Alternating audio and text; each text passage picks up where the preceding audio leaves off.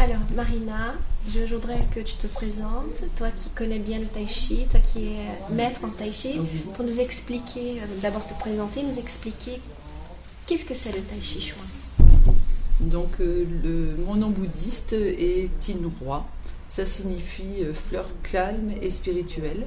J'ai été baptisée par le grand vénérable Tim Tam Cho, qui est représentant au Canada, donc, et il a également baptisé le vénérable de la pagode onguien de Fréjus. Donc voilà, je suis animatrice et j'anime toute l'année la pagode sur les arts énergétiques chinois. C'est une gymnastique qui est pratiquée en Asie très très tôt le matin, lorsque les énergies montent, pour en tirer en tout cas les meilleurs bénéfices. Il faut pratiquer tôt le matin. C'est une gymnastique qui vise à obtenir une bonne circulation d'énergie dans tout le corps pour avoir tous ses sens en éveil. C'est un travail donc d'harmonie.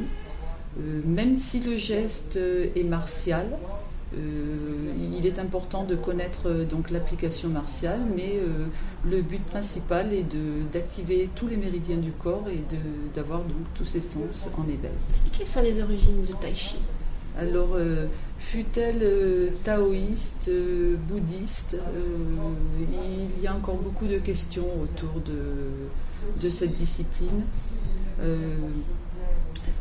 Elle a été retrouvée aux alentours du VIe siècle, peinte sur des potiches retrouvées, donc, et le mouvement était associé à des techniques qui avaient un lien donc, avec des méridiens pour fortifier un cœur, des poumons, enfin toute la médecine qui est autour aussi fine soit-elle, la médecine asiatique. Et quels sont les bénéfices pour la santé émotionnelle et pour la santé physique?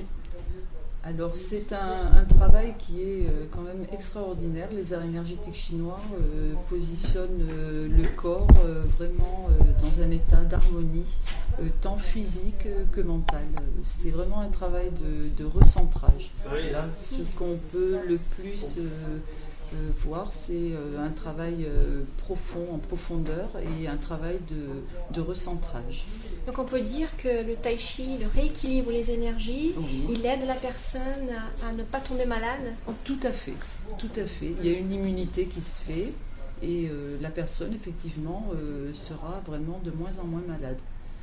Voilà, c'est vraiment un travail de santé avant toute chose. Même si le geste est martial, on prime vraiment pour la santé. Oui, parce qu'on sait qu'il y a beaucoup d'études scientifiques qu'on fait de plus en plus qui montrent que le tai chi rééquilibre les énergies, fait que les gens puissent garder une bonne santé. Voilà, c'est ça, c'est exactement ça. Et donc il faut savoir une chose aussi, c'est qu'il y a près de 400 styles différents de tai chi.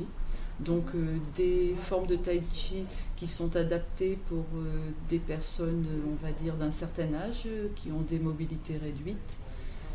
Donc les techniques seront travaillées sur 3 niveaux, principalement un niveau assez haut où on va travailler ventilatoire, donc pour oxygéner toutes les cellules.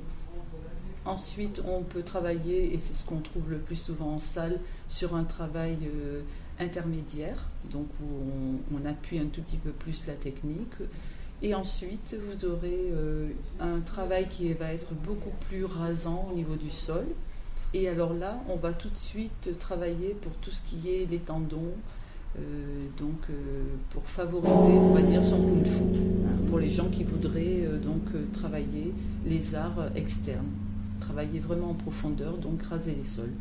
Alors très souvent, dans une salle, on va voir travailler des gens ventilatoires, donc travailler très très haut, et d'autres raser les sols. Et très souvent, c'est vrai, c'est les jeunes qui ont tendance à vouloir travailler leur dynamique, donc leur kung-fu, et passent par les arts énergétiques chinois internes. Donc on peut dire que on peut pratiquer le tai chi quand on est très jeune et quand on avance en âge jusqu'à un âge très avancé.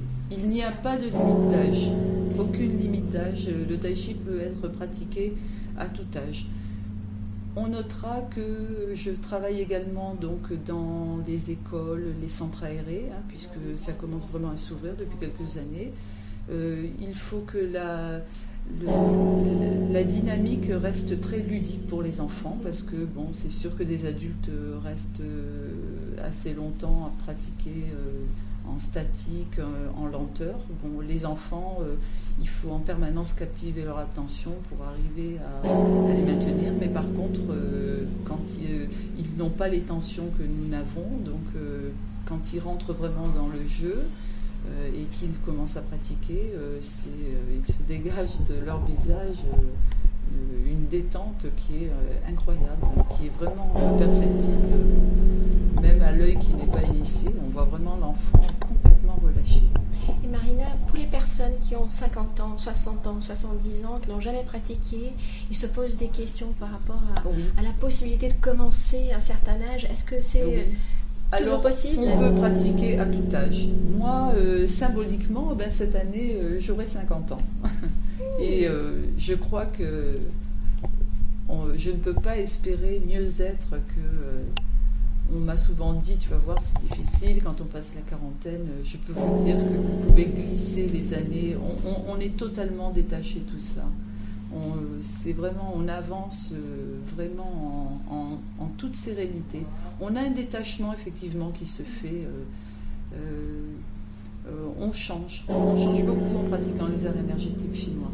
Ce qui est intéressant. Et les Asiatiques d'ailleurs essaient vraiment désespérément de nous le transmettre, parce que ils disent que on en a peut-être 10 fois plus besoin qu'eux. Tout à fait. Voilà. Tout à fait. Donc nous, en tant que pratiquants, en tout cas, c'est très important pour nous de transmettre. Voilà, très très important. Ce qui est intéressant aussi, c'est savoir qu'au niveau, on a parlé de tout ce qui est émotionnel, que ça aide aux personnes à se concentrer, à travailler la mémoire, à travailler l'attention.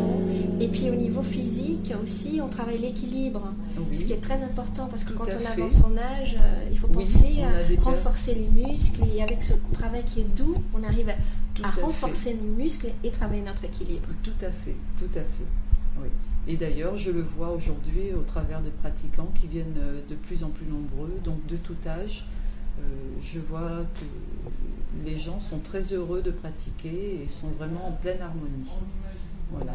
Donc ils commencent, c'est vrai, par 1 heure de cours, 2 heures, et ensuite il m'arrive très souvent de les voir à tous les cours quand ils peuvent se le permettre.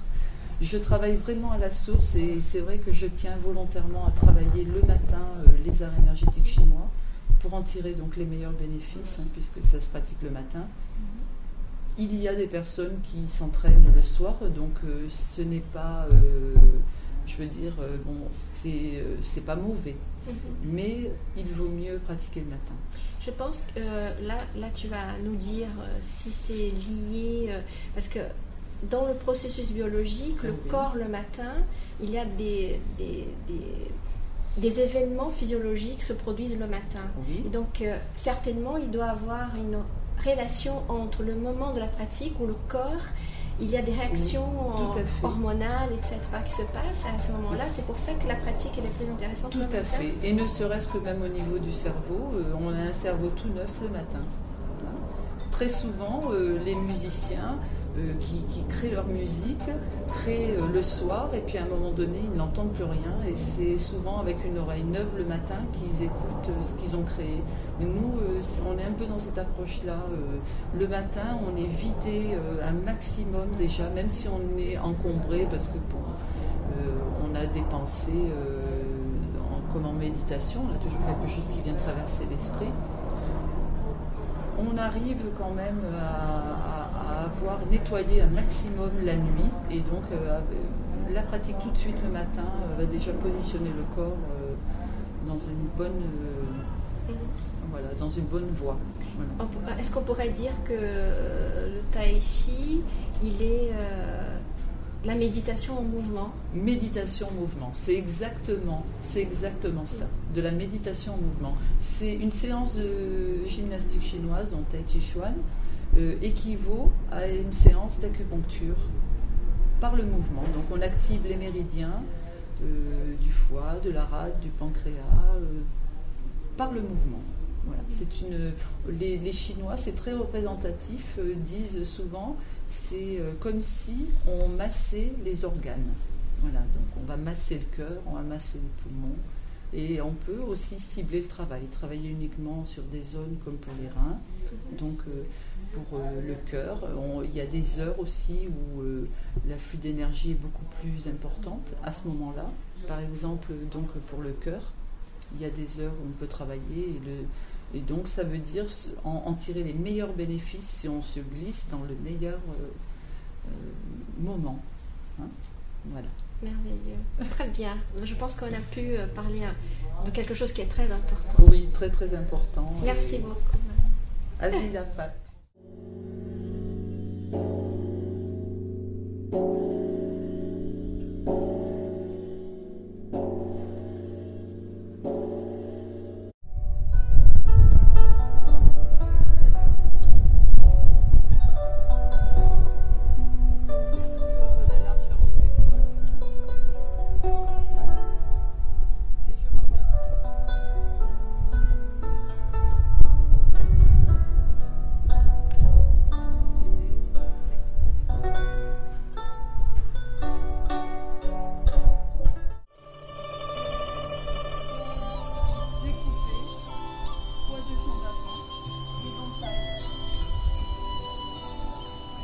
Derrière la main, très bien.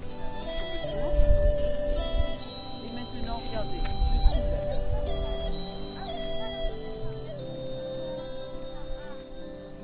Je me protège.